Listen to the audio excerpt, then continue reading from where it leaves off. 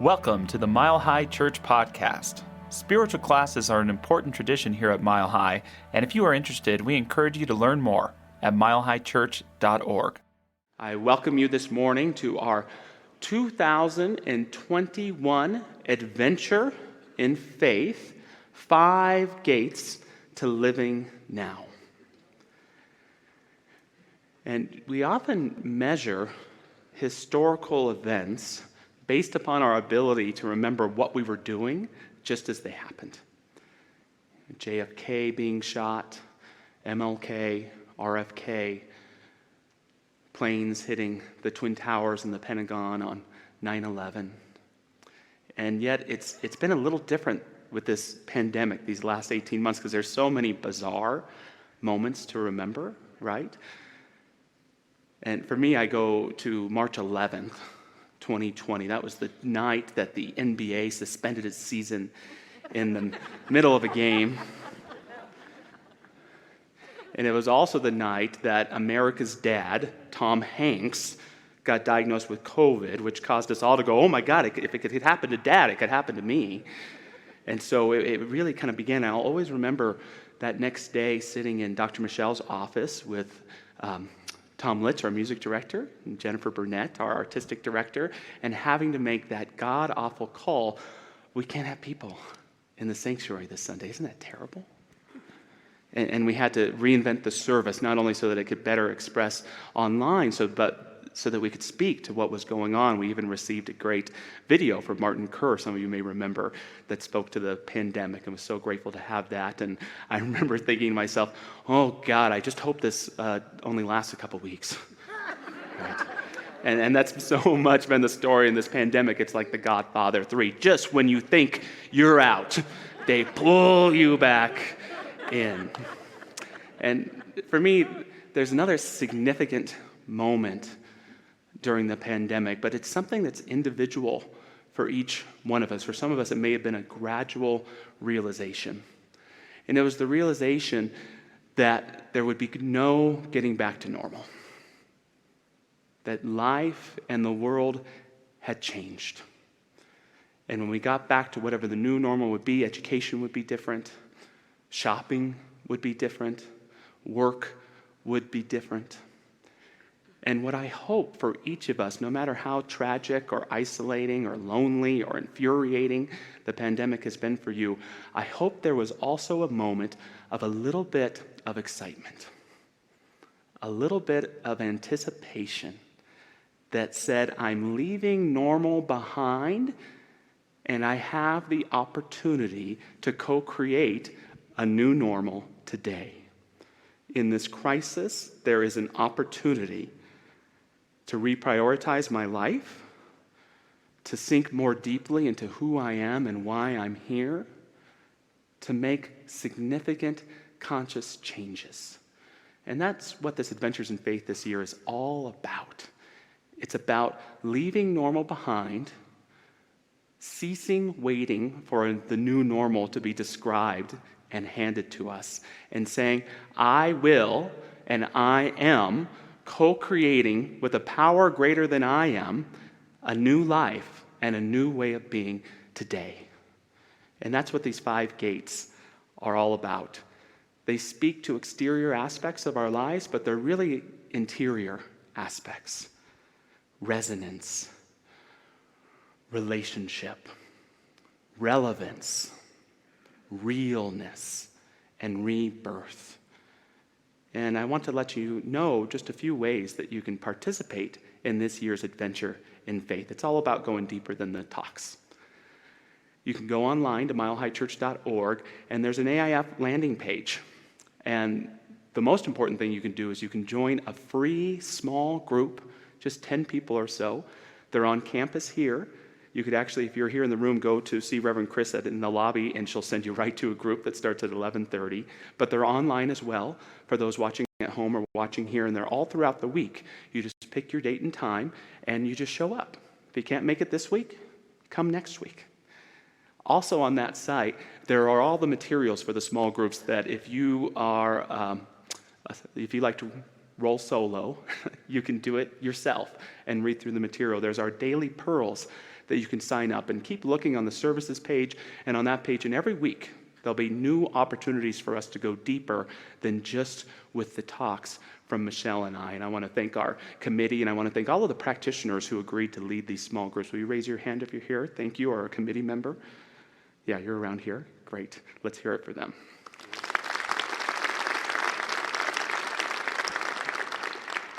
And the first gate to living now that we're talking about today is resonance. Resonance. What does resonance mean?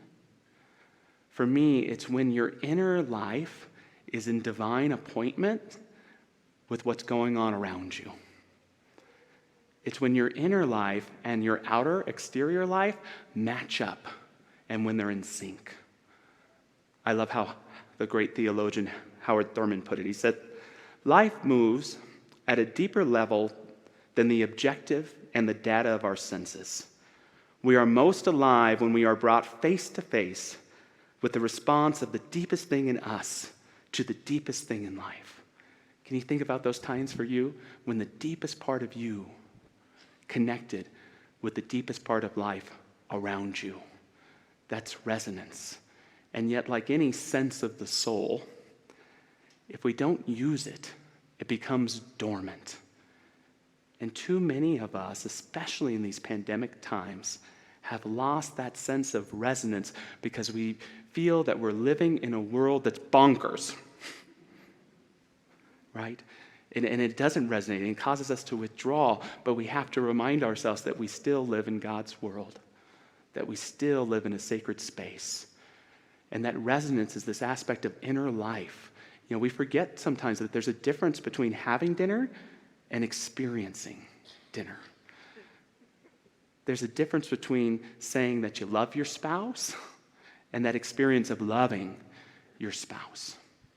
There's a difference between affirming the existence of the divine and the sacred out there somewhere and experiencing that divinity and that sacredness in your life. And when we touch that part of ourselves and begin to just open our minds, open our hearts, open our lives a little bit, we begin to feel our connection again. Yes, my life does belong to me. Yes, this world is a good place. Yes, I can move through the seeming madness that Martin was referring to and remember that just because the world seems to have gone crazy doesn't mean that I have to be. I had an experience during the pandemic, probably my craziest moment. It was a moment of stress. And it happened in February of this year, kind of the height of things going on. And I woke up that morning and my wife wasn't feeling well. So, sweetheart, you're staying in bed today, which means that I would take on the care of our 2-year-old who turned 3 last weekend. I can't believe it either.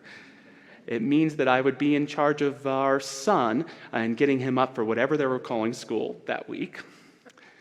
And it meant, too, that I'd be working from home, thankfully, and we had some important meetings going on that day. And so we're a few hours into the day, and my daughter has me with butterfly wings chasing her around the house. I still haven't been able to get my son out of bed and awake. I'm trying to take care of my wife, and we're in one of those courageous conversations in a meeting where we don't all see eye to eye. And have you ever had the feeling, I call it breaking glass?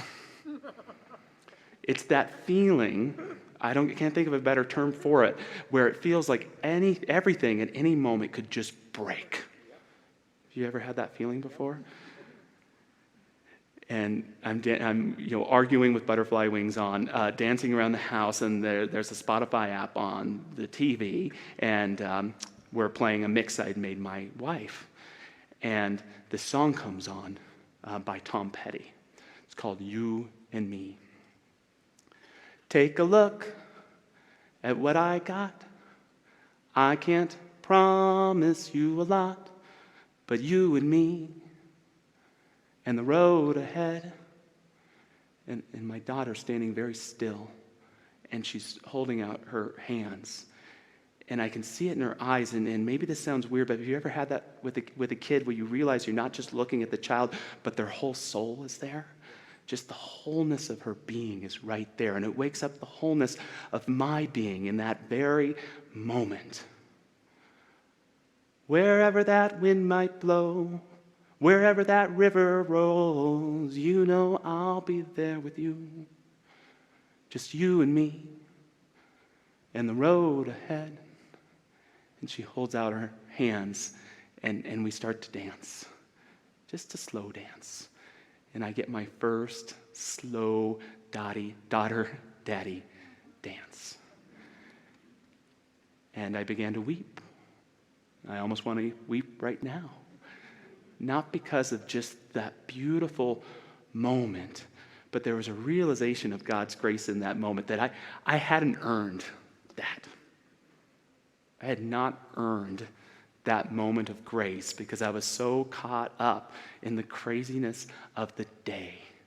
And yet somehow, God brought me that experience.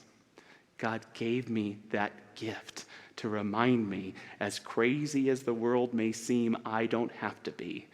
That as much as things may not seem okay, I can still be okay. And it's an amazing experience when God grabs you and tells you, I've got you. I've got you. I've got you. I've got you. It says it in the book of Isaiah, which I recommend breezing through while watching the Bronco game later today. I have chosen you and have not rejected you. Fear not, for I am with you. Be not dismayed, for I am your God. I have strengthened you and have also helped you. Yea, I will also uphold you. I'll just be open to the idea. There's that divine presence. And really, you don't have to do anything at all, but do your damnedest to be prepared. That little bit to open your mind, that little bit to break down all of that plaque around the heart, that emotional stuff. To open your life to that idea that you live in God's universe and that there are messages all around us. The sacred is around us all of the time, speaking to us if we'd only listen. It's not saying, hey, Ellen, it's me, God. How's it going? LOL. Yes. It's not. It doesn't speak to us like that. But it's in those moments of resonance. It's in those moments of opportunities for connection. It's in those moments where we either open up or it breaks us open to experience its depth, its grace, and its beauty. You know what the worst feeling is? This isn't a good opportunity for crowd interaction. It could get dark. You know what the worst feeling is? For me, it's not pain. It's not fear. It's not sorrow. It's not being able to feel at all. It's apathy. It's knowing that sun is rising and it's beautiful and gorgeous and not being able to recognize it. It's hearing your child's beautiful laughter, caught in an eternal moment of time and totally missing it. It's the recognition that you're alive and the people that you love, whether they're here with us or not in form, are with you too. And how wonderful, what a miracle to be alive, to be in this messy universe, or those making a mess of it, right? But not feeling it. And that's what's happened for so many of us in this pandemic. That's what I hear more than anything else. I feel disconnected from what's sacred to me. I no longer feel like myself, and I feel like life has to be laid out for me through someone's point of view than that it's my own. That is why resonance is so important, to build and nurture it in our lives so that we don't get caught up in just feeling possessed by the issues and challenges in the world. We get to possess the heart, the courage, and the clarity to walk through them and be transformational agents in them. One of my favorite spiritual teachers growing up when I was a teenager was Alan Watts. How many of us know who Alan Watts is? He's an Episcopal priest from England, would eventually live in a houseboat in San Francisco and would become the spiritual father of the counterculture movement. He got very into Eastern religions and would, pretty much translate it for hippies and for all of us. And there's a station in California called KPFK, and they would play Alan Watts in the middle of the night. I think they play him somewhere here in the mornings on Sundays. And he would always just talk really cool stuff. It was great to stay up to. And one of his most famous pieces he wrote about in a book called The Taboo Against Knowing Who You Are, which is a great title for a book. And he would talk about it in lectures too. And he classified people and the world the following way. He said there are basically two kinds of philosophy. One's called prickles, and the other's called goo. Prickly people are precise, rigorous, and logical. They like everything chopped up and clear. Where are my prickles? Gooey people like it vague. For example, in physics, prickly people believe that the ultimate constituents of matter are particles. Gooey people believe it's waves. And in philosophy, prickly people are logical positives and gooey people are idealists. And they're always arguing with each other. But what they don't realize is that neither one can take his position without the other person, because you wouldn't know you advocated prickles unless there was somebody else advocating goo. You wouldn't know what a prickle was unless you knew what a goo was, because life is not either prickles or goo, it's gooey prickles and prickly goo. All right, so where are my prickles? Where are my gooey people? Where are my gooey prickles? And where are my prickly goos? See, we can all connect in that. And I'm a student of pop culture, as you know, and these were very influential words. They were very influential to a guy named Art Clokey, who invented a character called Gumby, and his friend Pokey. He needed to add two friends to them, and you know what their names were? Prickles and Goo. In the more modern era, two college students made one of their first animated pieces to Alan Watts talking about prickles and goo. They are the new owners of Casa Bonita. Their names are Colorado's own Trey Parker and Matt Stone. And they made a little cartoon. You can see an image of it here. You can see the prickles. You can see the goo. And they created a important cartoon for my generation, which you can see the seeds of, right? Does that not look like Cartman from South Park there in the green? And you can YouTube that one later and check them out, and love and blessings to Matt and Trey. There's something else I love that Alan Watts said that speaks to our topic today. He said, the fundamental, ultimate mystery, the only thing you need to know to understand the deepest metaphysical secrets is this: that for every outside there is an inside, and for every inside there is an outside. And although they are different, they go together. And that's what the resonance I'm talking about means when I'm talking about it today. It's that ability to have the inner experience of what's going on around you, to move out from a place of dissonance, of feeling separated from everything, to slowly, meticulously, intentionally being available for connection and resonance in every moment. It's a creative power. It's a deepening experience. It's an authentic way of being that allows us to converse with what is sacred to us in all of life, in the mundane and in the extraordinary. Even Jesus in the Gospel of Thomas says that the way to enter the kingdom of heaven is to make the two one, to make the outer like the inner and the inner like the outer, because that's when we truly live our lives in wholeness, inner life and outer life together. Gandhi may have put it simpler. He said, happiness is when your thoughts, words, and actions are in harmony. That's what we're seeking for with resonance. And I want to share with you 3 commitments, not just for today's talk, but for this entire adventure in faith, these next 5 weeks together, that I'm going to make and try and keep, and I invite you to make them with me. And the first is I will consistently commit to living in God's universe. I will consistently remind myself that I live in God's universe. Take a moment each and every day when you can, have that prayerful consciousness. What is my grandest imagination of what my life can be, of who I am, of what my relationships are?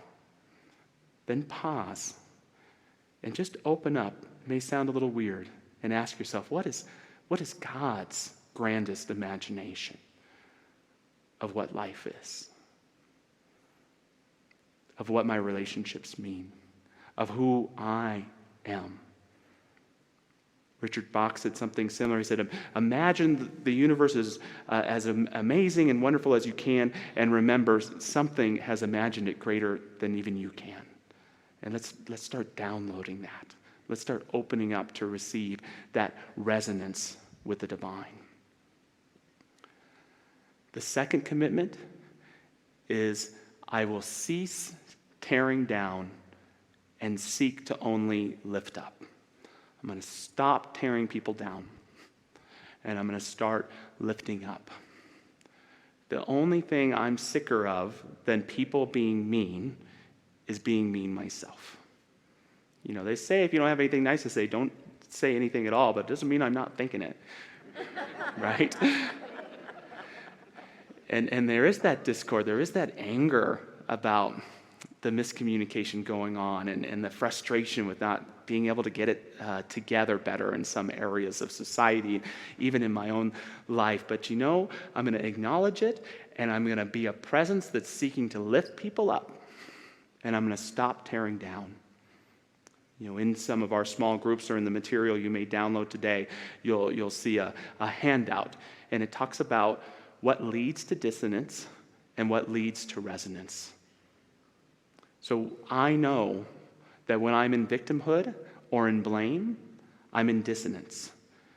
When I'm holding everything to the past or my judgments, I'm in dissonance. Even when I'm living in my favorite illusion that I'm right, I'm in dissonance. When I'm overly pessimistic, I'm in dissonance. When I believe in an enemy, I'm in dissonance. When I'm in unhealthy communication, just holding it all back, unwilling to be vulnerable, I'm in dissonance. And if I want to get to resonance, I have to start taking acceptance and responsibility for my own life. I have to stay open to the present and stop holding everyone and everything to the past. I have to stay humble. I have to stay open at the top. Sound familiar? I want to be optimistic. I want to seek harmony with others. And I have to be willing to communicate courageously, authentically, to share what it is that I believe or what I'm experiencing, but also to try and do so in such a way that feels so authentic that the person talking with me can feel they can do the same thing. When I can do these things, I can move to that greater sense of resonance in my life, and it starts creating, it starts cultivating, it starts helping me to feel like my life belongs to me again and not to someone or something else.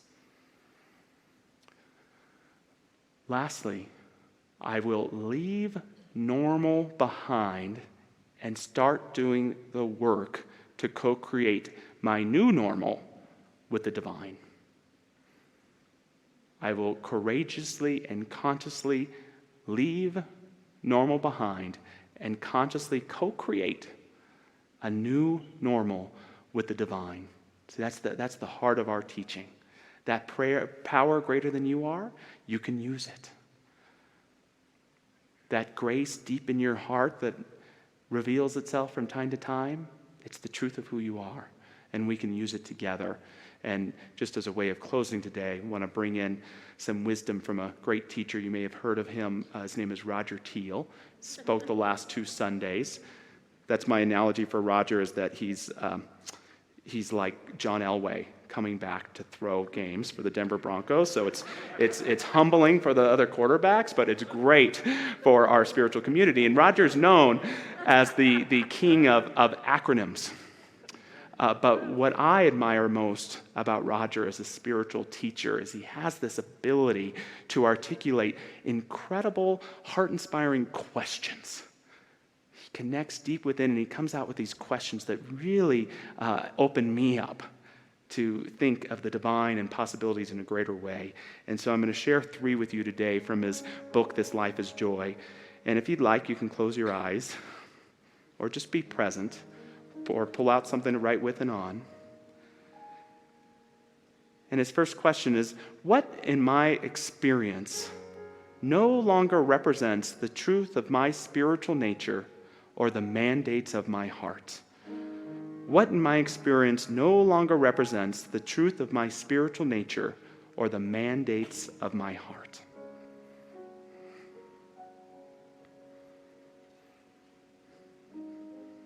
And he also asks, what is the Spirit-inspired possibility for my life that a part of me is afraid to comprehend? What is that Spirit-inspired possibility for my life that a part of me is afraid to comprehend? And lastly, what next step seeks to be conceived in my awareness and incubated in my heart? What next step seeks to be conceived in my awareness and incubated in my heart?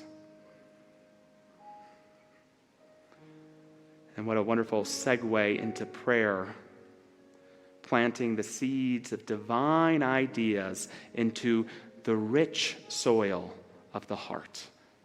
And I invite any of our incredible prayer practitioners to stand and join me in this community prayer